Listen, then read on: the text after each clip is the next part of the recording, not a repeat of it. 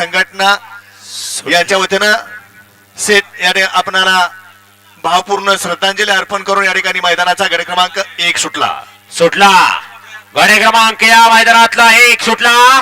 जनतेच्या हृदयातलं मानाचं हिंद केसरी मैदान आणि या मैदानातला गड क्रमांक 1 पळतोय आणि 1 मध्ये पहिला मान कोणाच्या नशिबी. झाली सुरुवात बघा, झाली सुरुवात.